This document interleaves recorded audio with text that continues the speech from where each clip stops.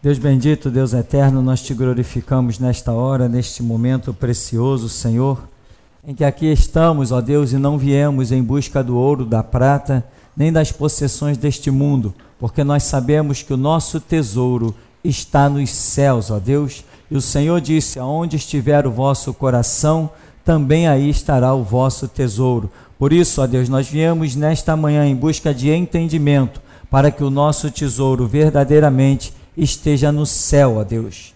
Como diz a Escritura, aonde olhos não viram, nem ouvidos ouviram, nem jamais penetrou ao coração humano. Por isso, Senhor, nesta manhã, que a tua bênção seja decretada sobre nós, que o nosso entendimento se abra, que nós entendamos que verdadeiramente o viver é Cristo e morrer é lucro. Capacita-nos nesta manhã, ó Deus, para que o teu projeto sobre nós tome total cumprimento e que nós verdadeiramente declaremos agora e sempre que só o Senhor é Deus. Por isso nos abençoa, pois nós oramos confiadamente ao Deus da Bíblia, em nome do Senhor Jesus. Amém. Amém, irmãos? Poder sentar. Nós gostaríamos de ver nesta oportunidade sobre um melhor esclarecimento, um debate, vamos assim dizer, sobre a soberania de Deus. Nós sempre declaramos que Deus é soberano. Declaramos muitas coisas. Mas se Deus fosse hoje soberano na vida dessa massa de cristãos que tem por aí, nós não veríamos tanta palhaçada como se vê. Pessoas se debatendo à toa, entendeu? Então, o que falta realmente? Que entendimento é esse de que Deus é soberano? Porque quando nós jogamos, né? Tem alguns irmãos aí que trabalham pela internet, e isto é uma obra de Deus poderosa. Quando nós jogamos na internet, em qualquer canto, seja na Inglaterra, nos Estados Unidos, em qualquer país que a gente jogue, a frase Bíblia sim, Constituição não. Isso causa um estrondo na cabeça das pessoas. Ué, mas a Bíblia não é soberana? Ou a Bíblia se submete ou se associa a qualquer outra coisa? O Senhor Jesus fez aliança com alguém? O Senhor Jesus, durante o seu ministério, ele fez pacto com alguém? Ele se associou? Não, ele não tocou a vida dele. Enquanto Deus o sustentou para que mantivesse vivo, ele ali trilhou o seu caminho. Quando Deus realizou que ele trilhasse o seu caminho morto, ele trilhou o seu caminho morto. Quando Deus idealizou que ele trilhasse o seu caminho ressurreto, ele trilhou o seu caminho ressurreto. Mas quando que ele se associou a qualquer outra coisa? Então nós precisamos, e eu estou preparando um estudo aí, muito sério, eu tenho certeza que vai pegar fogo, ainda mais quando Deus me trava. Quando eu estou fazendo alguma coisa que eu travo, que eu não consigo ir mais para canto nenhum, eu digo, espera, qualquer hora eu volto nisso. Eu acabei de encerrar uma música agora, que ela ficou guardada desde 2008, o arquivozinho no computador, e todo dia eu olhava para ele. Agora eu completei essa música. Desde 2008 eu vim completar a música agora em 2011. Eu sei que as coisas são assim. O passo é do Espírito Santo, não é nosso. Nós não realizamos as coisas de Deus na hora que queremos realizar. Até pensamos, mas a verdade não é essa. A realidade é bem diferente. Então, estou preparando um estudo, e quando ele sair, vai ser um daqueles estudos realmente provocantes, que vai fazer até delegado publicar nos seus blogs a nosso respeito. Então, Bíblia sim, Constituição não. Por quê? Porque este é o chamado da igreja. A igreja foi chamada para viver Bíblia, somente Bíblia, nada mais além de Bíblia. Nada mais além de Bíblia. É assim ou não é assim? Nós entendemos desta forma ou não entendemos desta forma? Ah, não matarás. Você pode matar o teu semelhante? Não, mas a palavra do meu Deus já diz não matarás. Você pode roubar? Não, a palavra do meu Deus diz não roubarás, não furtarás. Então, tudo que o homem precisa para viver está na Bíblia, ou não está? Tudo que for necessário para reger o caráter do ser humano está na Bíblia. Porque Deus, sendo soberano, quando pôs o homem sobre a terra, lhe deu leis. Quando não existia nem população, Deus colocou lá Adão, mas todo Deus colocar Adão, Deus já deu regra para Adão. Adão, tá aqui, ó. Tá vendo esse mundo todo aí? Tá tudo na tua mão, Adão. Mas tá vendo essa árvorezinha aqui?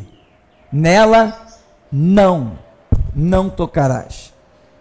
Então, à medida que a população foi crescendo, Deus, conhecendo o coração dos homens e as suas perversões, as suas ambições, as suas ganâncias, Deus foi dando lei. Daqui a pouco Deus vai e liberta o seu povo lá do Egito. Trouxe-os ao monte Sinai e os deu lei. Ou seja, olha, aquilo que era lei para vocês lá no Egito, esquece aquilo. Eu libertei vocês e libertei vocês também daquelas leis. A lei agora é essa aqui, ó. Lá no monte Sinai, não foi isso que Deus deu? Leis. Isso, se Deus é soberano, Ele tem que nos apresentar o quê? As suas leis. Imagina um Deus sem lei. Não, nós sabemos que existe um Deus no céu, só isso que nós sabemos. Ele se manifestou como um relâmpago, ele se manifestou como um trovão, a sua voz soou lá do universo. Tá, nós só temos isso, nós não temos a lei desse Deus. Quem é esse Deus? Caramba, existe um ser lá em cima, viu? Ouviu a voz dele? Viu o relâmpago? Viu o trovão? Viu o terremoto? Viu o fogo? Tem um Deus lá em cima, mas tá, qual é a regra dele? Não sei. Estou convidando um para adulterar, estou convidando o outro para mentir, estou convidando o outro para roubar. Por quê? Porque eu não tenho lei. Caramba, esse Deus é terrível, mas ele não me deu lei. Ele não me mostrou a soberania dele. Então, se Deus é soberano, ele tem que nos apresentar uma lei. Todo Estado soberano não tem as suas próprias leis? Existe algum Estado que se diga somos soberanos, somos independentes, que não apresente lei? Não, não tem. Todo mundo que é soberano tem a sua lei. Nós, cristãos, somos soberanos? Por que nós não somos soberanos? Porque nós seguimos uma lei que não foi nós que fizemos. Então, aquele a quem nós seguimos, aquele a quem nós servimos, esse que nos deu a sua lei, se nós seguimos a lei dele, significa que ele está acima de nós. Ele é o forte, ele é o poderoso. Eu não sou soberano. Por quê? Porque eu não tenho lei. Eu não tenho regras de mim mesmo. Todas as regras e leis que eu sigo pertencem a alguém, a Deus. Então, Deus para mim é soberano. Não tem pessoas que seguem, por exemplo, nós aqui com a existência desse ministério, eu estive em muito contato, algo que Deus realizou, eu estive em muito contato com muito policial, e você vê a maneira como aqueles policiais, pelo seu salário, pelo seu trabalho, sustentam os ideais do Estado de uma maneira impressionante, mesmo quando não concordam. Mesmo quando não entendem o porquê daquelas coisas, mesmo quando discordam, não, mas é lei, né? É o que eles dizem, é lei, porque eles seguem a uma lei, seguem cegamente a lei de alguém que eles dizem ser soberano. Quem? O Estado. Para nós, o Estado não é soberano. Para nós o Estado é marginal. O Estado é falso. Por que o Estado é falso? Porque ele não segue a lei de Deus. Ele é falso. Ele é marginal. Se o Estado realmente fosse alguém digno, organizado de acordo com os princípios de Deus, aí sim ele estaria na realidade, como era Israel quando tinha a lei de Deus. Então, irmãos, o que nós queremos ver? Primeiro detalhe, desde que Deus colocou o homem sobre a terra, o primeiro homem foi Adão. Este primeiro homem recebeu de Deus uma lei?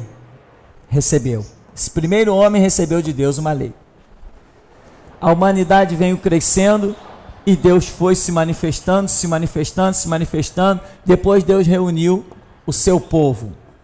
Reuniu lá no Monte Sinai com a libertação através de Moisés. O que Deus deu a esse povo? Uma lei. Ou seja, Deus está se manifestando como alguém soberano e está chamando quem quer servi-lo com a sua soberania. A população mundial se desenvolveu. Aí tivemos Babilônia, tivemos Roma. Babilônia e Roma começaram a criar os seus congressos e os seus senados. Praticamente muito bem organizado, esses foram os primeiros. Babilônia e Roma. Inclusive tem o chamado Código de Hammurabi, que serviu de espelho para tudo que é nação no mundo todo. E era lá o Código de Babilônia. Babilônia e Roma foram os primeiros a criarem os congressos para votarem leis e os senados, né? Ali onde se organiza as leis, hoje é espelho, hoje nós temos congresso e senado. E como que a Bíblia se refere a Babilônia e a Roma? É a meretriz, é a mãe das prostituições. Não é assim que a Bíblia se refere? Meretriz, mãe. Mãe é quem é a origem. Mãe é a que gera. É assim que Deus na palavra se refere a essas organizações, Babilônia e Roma. Eles foram os primeiros a demonstrar realmente, vamos assim dizer, a registrar realmente a grande prostituição dos seus ideais. Babilônia e Roma foram os primeiros a criarem senados, congressos, governos organizadíssimos, e Deus está apontando para eles dizendo assim: são meretrizes, são prostitutas, porque quando se abandona o verdadeiro Deus, o nome que Deus tem dado é esse, de meretriz, de prostituta. Então, irmão, aqui nós vemos, sempre que as nações criam as suas leis, elas são classificadas por Deus de meretriz, de prostituta, de marginais. Ou seja, o que é marginal? É aquele que não se integra, ele vive à margem, ele não está integrado em um projeto, em um propósito, não está unificado com os objetivos, no caso aqui, objetivos de Deus. Então, com esta introdução, nós queremos observar o livro de Daniel. Eu quero que você vá até lá.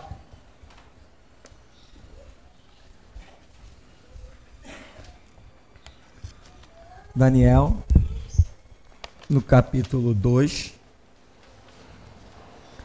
Nós vamos caminhar um pouquinho aí, observando algumas coisas.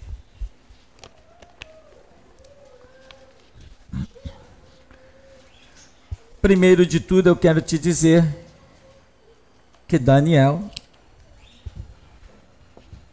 é um símbolo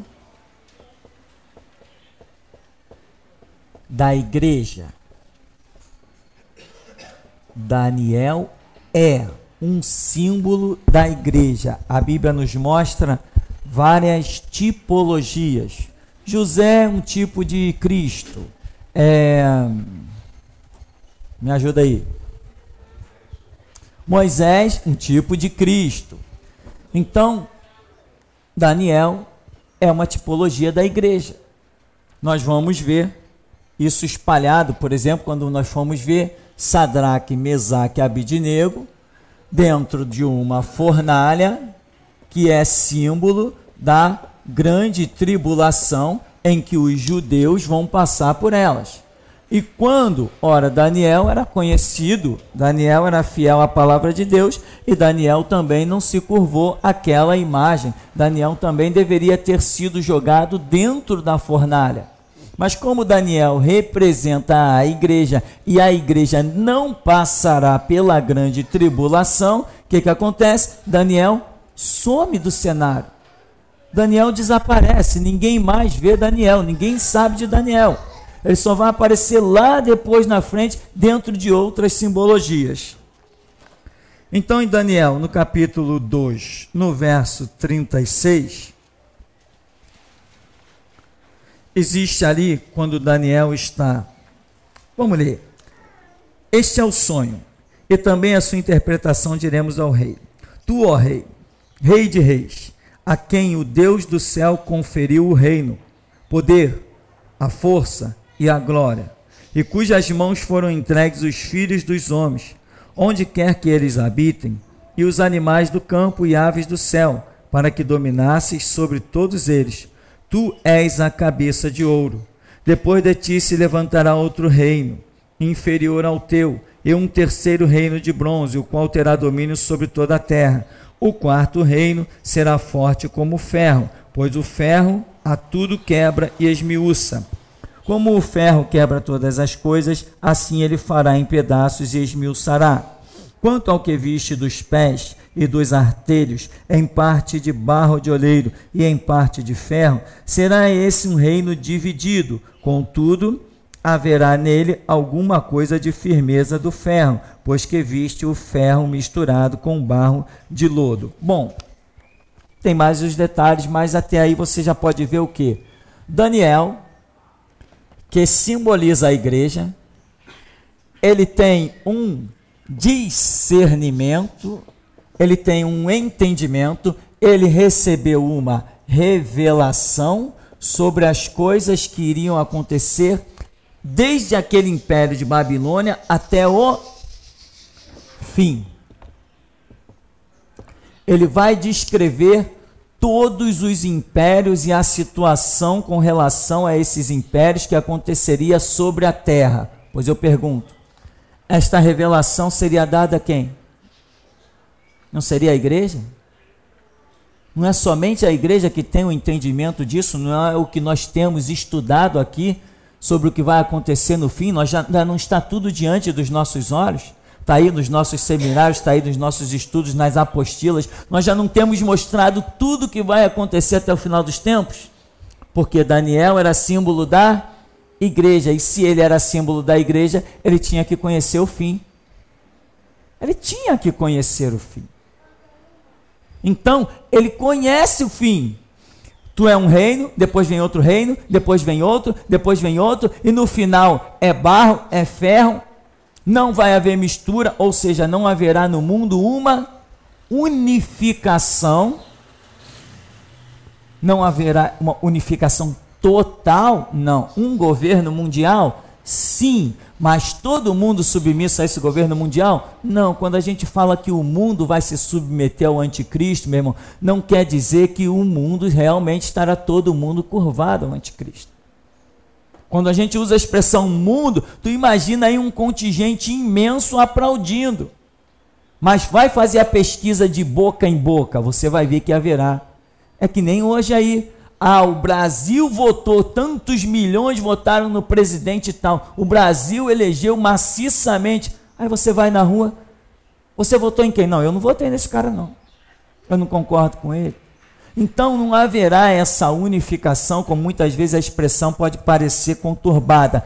O mundo inteiro vai se render ao anticristo. Sim, o mundo inteiro vai se render ao anticristo quando você olha a nível de mídia, a nível de um... Mas não quer dizer que individualmente cada cidadão tenha se rendido ao anticristo. Porque em todo tempo, mesmo que as pessoas não conheçam Deus, sempre tem pessoas com caráter, que não aceitam certas coisas. Quantos de nós já não se confundiu com pessoas falando de verdade, falando de justiça, e quando vai ver, o camarada era um padre pregando, eu pensei até que fosse um pastor, o cara denunciando, combatendo o homossexualismo, combatendo prostituição, combatendo um monte de coisa, quando vai ver, é um católico pregando lá no YouTube. Então, não quer dizer que todo mundo vai se render ao anticristo, não. Mas fica difícil, às vezes, você usar certas expressões. Como o mundo em si, a grande massa, vai sim se render ao anticristo, nós usamos a expressão, o mundo vai se render ao anticristo. O mundo vai se render a um governo único. Mas não quer dizer que é todo mundo. Sai de casa em casa perguntando. Muita gente vai dizer assim, não, o que adianta esse governo aí? Eu continuo ralando como sempre. Eu continuo passando fome. Os mendigos continuam morando debaixo da ponte. Grandes coisas um governo mundial. Então, e mil outros fatores. Não quer dizer que todo mundo, todas as cabeças vão estar rendidas àquilo, não. Por isso, até mesmo que aquela história de sinal da besta não é sinal nenhum. Mão direita e testa não tem nada a ver com sinal. Tem a ver com submissão e serviço. Agora, todo mundo vai trabalhar para o anticristo? Todo mundo é uma coisa muito complicada de se determinar. Então, Daniel discerne o quê? Ó rei, é assim, assim, assim, assim, e o último império, o quarto, vai ter essa situação, depois ele se prolonga, né? Ele se prolonga, vai até os pés, e é o fim. Não tem mais império. Acabou-se. Não vai surgir mais nada. Aí ele diz assim, depois deste último império, que é política, religião, é divisão, depois deste último império, vem uma pedra cortada sem mão. Essa pedra derruba, acaba com tudo, não sobra mais memória de nada da estátua, ou seja, os reinos humanos são completamente destituídos. Quando Jesus vier implantar o seu milênio, os reinos humanos não haverá memória deles, eles serão totalmente extintos, e se eu encontrar alguma constituição pelo caminho, eu taco fogo nela, quando eu voltar no milênio com o meu Senhor Jesus. Depois dessa extinção dos reinos humanos, a pedra se transforma num grande monte e domina toda a terra. Não é isso que está escrito? É isso que está escrito. Então Daniel está tendo discernimento do que vai acontecer no final. E ele está tendo a visão até do milênio. Hoje nós não chegamos lá, irmãos? Nós como igreja, nós já não já não compreendemos tudo que vai acontecer sobre essa humanidade? Nós já não determinamos, não descobrimos, não recebemos a revelação até que, depois do milênio, Satanás será solto novamente, virá em mais uma guerra, Jesus Cristo estará reinando em Jerusalém, cairá fogo do céu, consumirá todas as coisas, e aí eis que vejo novos céus e nova terra, porque o primeiro céu, nós já não discernimos tudo isso, porque nós somos Daniel, nós somos igreja. E o que foi dito para Daniel? Não tem nada que se esconda dele, ele sabe tudo. Ora, nós somos a igreja, somos templo do Espírito Santo. Se dobrarmos os nossos joelhos, não tem nada que se esconda de nós, nós saberemos todas as coisas. Só depende de nós, né? Daniel fazia o quê? De manhã, cadê Daniel? Olha ele na janela dele orando. De tarde, cadê Daniel? Olha ele na janela dele orando. De noite, cadê Daniel? Olha ele na janela dele orando. Se nós fizermos a mesma coisa, vamos receber. Se entrarmos pela mesma estrada, chegaremos no mesmo caminho. Então Daniel é um símbolo poderoso da igreja. E não é apenas de uma igreja, não, é uma igreja de final de tempos. Vou até colocar aqui para você. Daniel é uma igreja de final de tempos.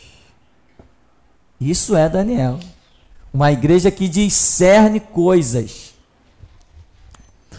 Então esse discernimento, essa revelação com relação às coisas do fim, caracteriza Daniel como um símbolo da igreja. Quando Daniel deixa essas revelações, essas interpretações, parece que a coisa fica por ali. Daqui a pouco, tem um capítulo aí para frente, o 3, capítulo 3, no verso 13.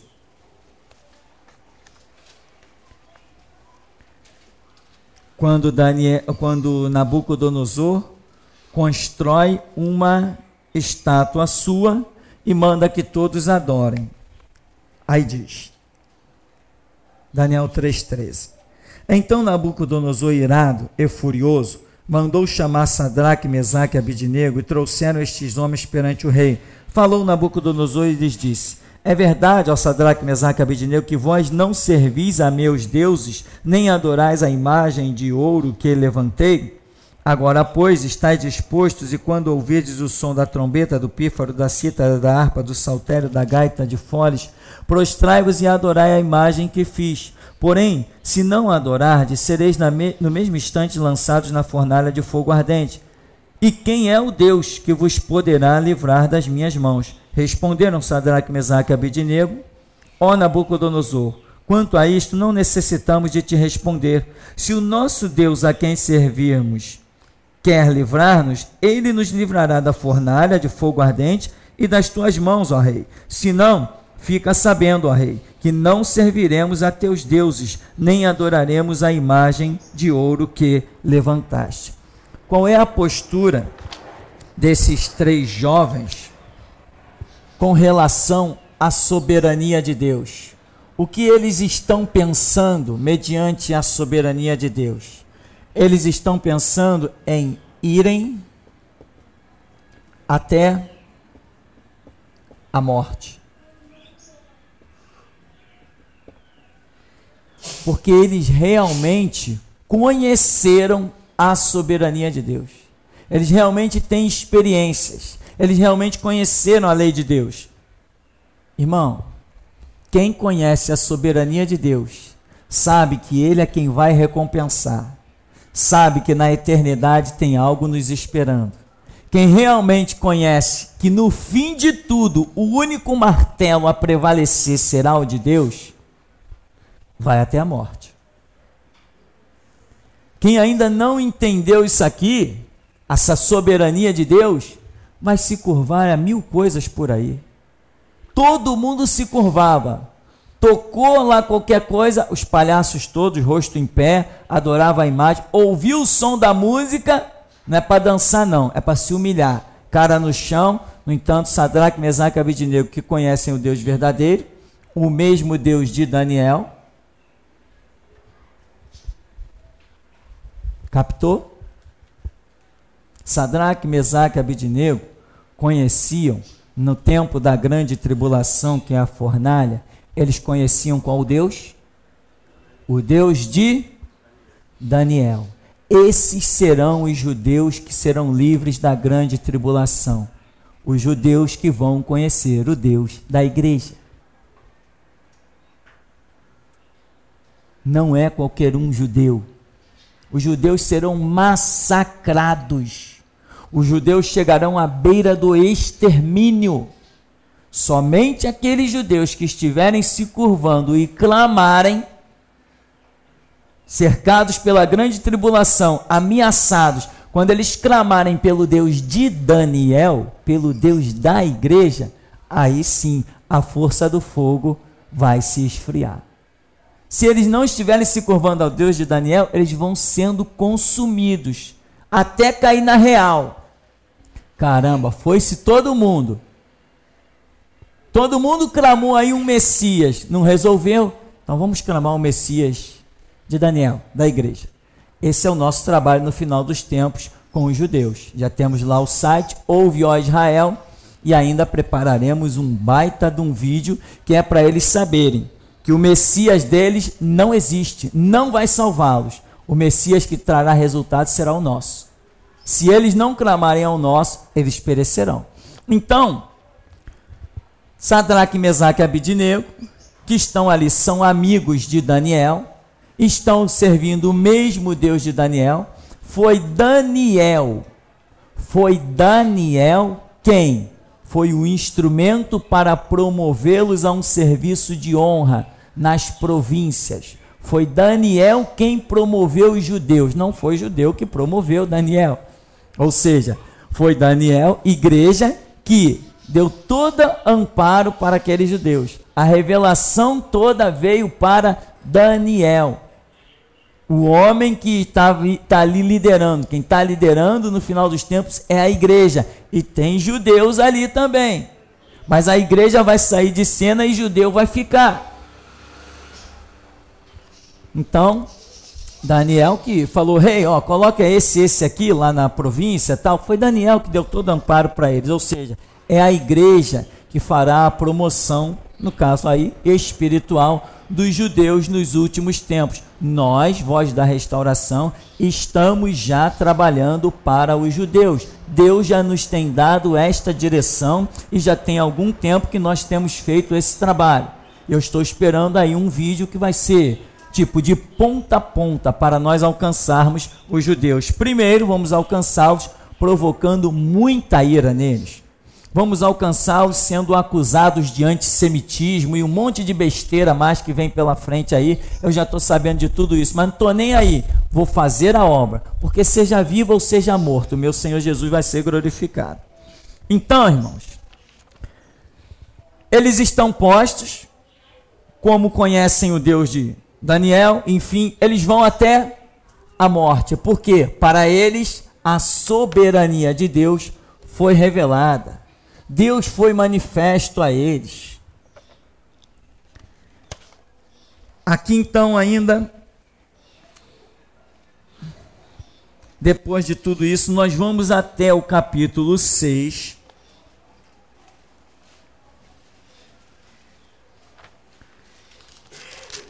Capítulo 6 de Daniel,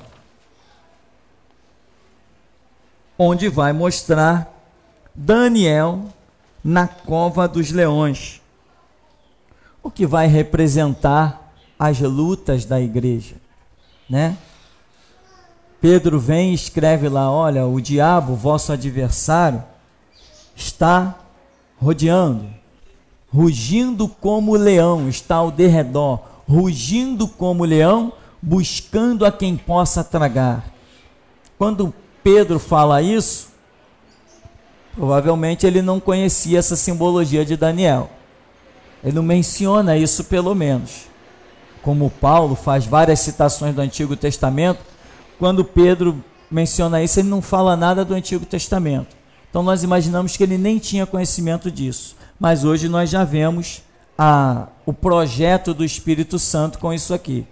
Então Pedro diz: o inimigo está em derredor, rugindo como leão, buscando a quem possa tragar. Em várias simbologias bíblicas, o diabo é mostrado como um leão, né? Em sonhos aqui no dia a dia, na atualidade, várias situações, os irmãos têm me participado, em que aparece um leão perseguindo, em que aparece um leão espreitando, um leão observando. E tudo isso onde Deus tem mostrado que é a presença do diabo esperando uma brecha. Enfim, houve um sonho uma vez que um irmão contou que um leão perseguia ele e ele subia numa torre. E o leão ficava lá embaixo, não conseguia subir. Ou seja, uma perseguição do diabo. E tantas outras coisas assim, né? E o escape dele foi no alto. Como no alto? Ele não se escondeu, ele foi para o alto.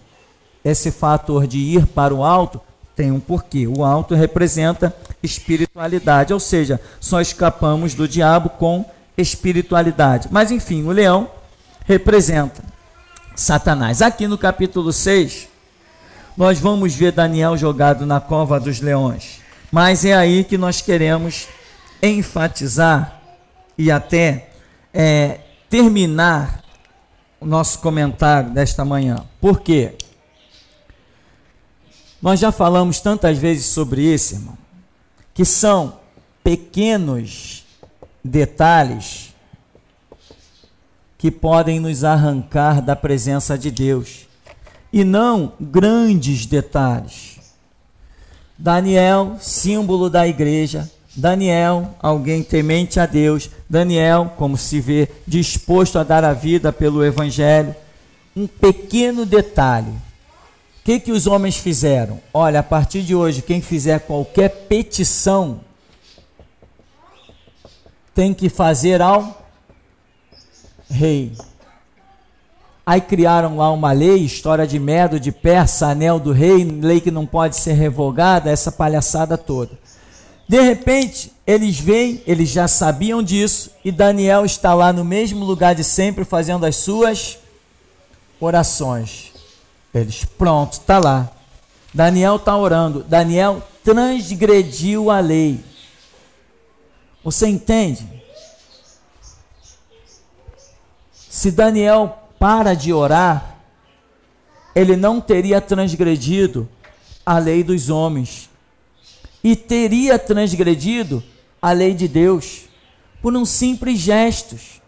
Agora, parar de orar como um todo é pesado, é terrível, mas só que Daniel, como eu sempre digo, ele poderia simplesmente orar em outro lugar. Ele podia orar em outro lugar, meu irmão. Ele podia ir para a cidade lá, numa praça, num horto bonito de floresta. Ele podia ir para os jardins suspensos da Babilônia. Ele podia simplesmente sair daquela janela onde ele costumava orar, de frente para Jerusalém, que era um costume que ele tinha, né? Não que ele visse Jerusalém, mas ele sabia que Jerusalém ficava para aquela direção, então ele ia para aquela janela e orava lá em direção à cidade de Jerusalém. Ele podia ter saído dali e ido para um canto, podia ter saído da vista de todo mundo, mas não. Para Daniel, para a igreja, Deus é soberano. Se Deus é soberano e Ele me tem dado uma direção, eu não movo uma vírgula da direção que Ele me deu. Não posso mover 1 milímetro. Se eu tenho feito uma obra em tal lugar, ninguém me diz que ela será feita em outro lugar. Ninguém me amedronta, porque o meu Deus é soberano. O que é ser soberano? Ele me sustenta em qualquer situação. Na fornalha, na cova, no deserto, nos rios, nos vendavais, no fogo. Ele é soberano. A igreja precisa ter a mentalidade da soberania de Deus. E virão outras leis.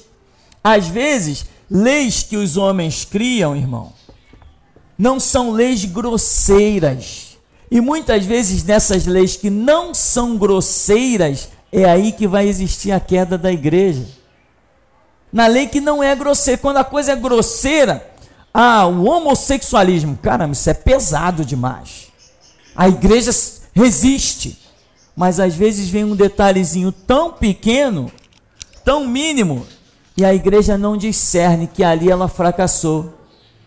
Por exemplo, o que dizem os batistas? Irmãos, nós temos que seguir tanto a lei dos homens quanto a lei de Deus. Eu não sei como. Porque para eles não estão vendo nada dessa coisa grosseira. Agora saiu a lei do homossexualismo e eles ficaram em polvorosa. Caramba, um me mandou e-mail. Pastor, não sei o que eu faço da vida. Quer dizer que agora eu vou ter que fazer casamento de homossexual, senão eu vou ser preso? Desesperado. Falei, não se converteu. Não é igreja. A igreja está disposta a morrer e não abrir mão da lei que ela sabe que procede do Deus soberano único. Então, irmão, se Deus é soberano, Ele tem leis. Se Ele é soberano na minha vida, se Ele é soberano na igreja, a igreja segue leis. Leis de quem? De Deus.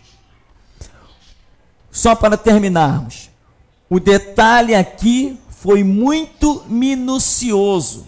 Daniel teria caído bruscamente, Daniel teria sido contado, não com tanta glória como tem sido contado até o dia de hoje, se ele simplesmente tivesse saído daquele lugar de oração. Ele está lá na janela dele, ele simplesmente fosse para o canto do quarto dele. Ali ele teria perdido toda a bênção que estava projetada sobre a vida dele. Por uma simples besteirinha. Por quê? Porque ele teria atentado em um detalhezinho mínimo que fosse para as leis dos homens.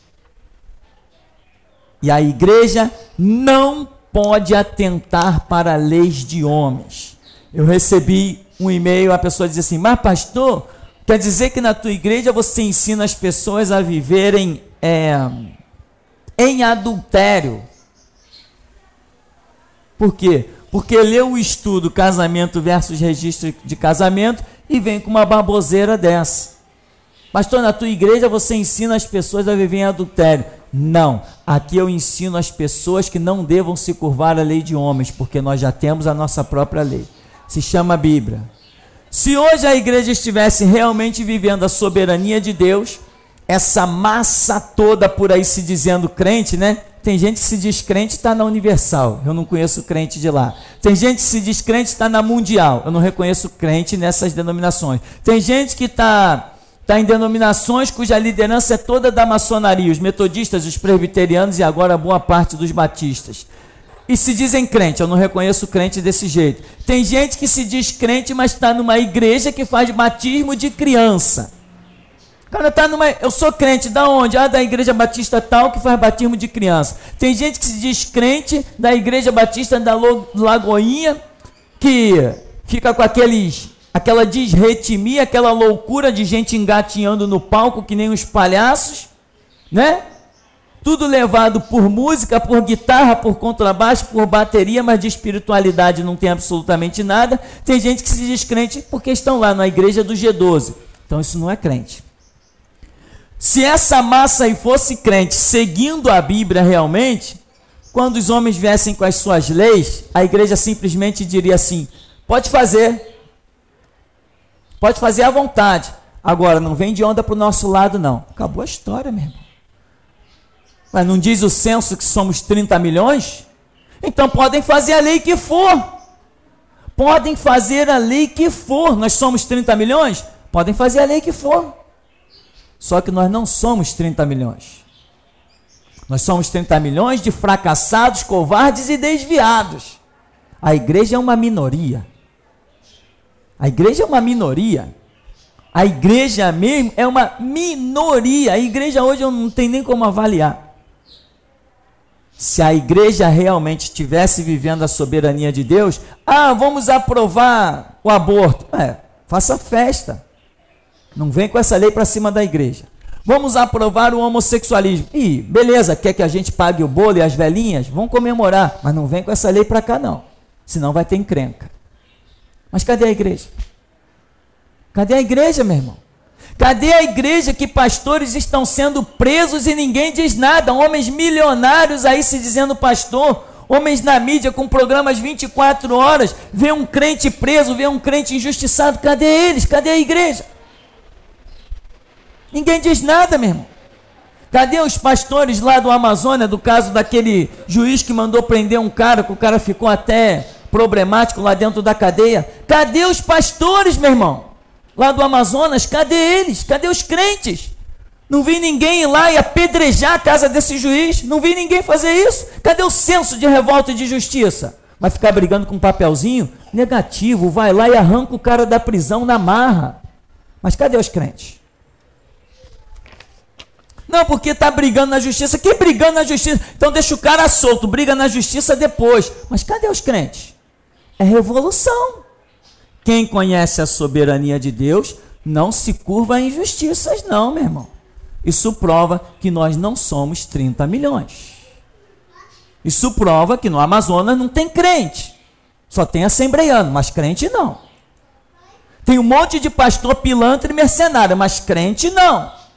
Não se descobriu ainda o que é servir a um Deus soberano.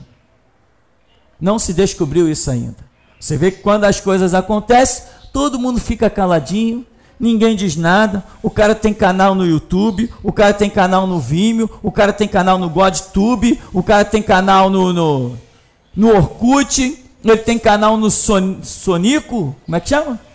Sonico, né? Isso mesmo. O cara tem canal para tudo que é canto.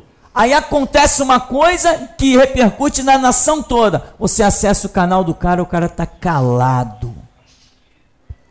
Tu bota no programa de televisão do cidadão, ele não diz nada. Ele está caladinho. Ele não é igreja. Ele não vive a soberania de Deus. Ele tem medo. Ele não está disposto a ir com Jesus Cristo até a morte. E quem não está disposto a ir com Jesus Cristo até a morte, pela justiça, pela verdade, esse alguém não conhece a soberania de Deus. Resumo, Daniel, que é igreja, não se curva a leis humanas, mas está disposto, não se curva a lei dos homens, mas está disposto a ir até a morte. Sadraque, Mesaque, Abednego conhecem o Deus de Daniel, ou seja, o Deus da igreja, também decidem ir até a morte. Então, já que conhecemos um Deus soberano, o nosso objetivo tem que ser ir até a morte, pelos princípios de Jesus Cristo. A filosofia é: morro, mas não nego.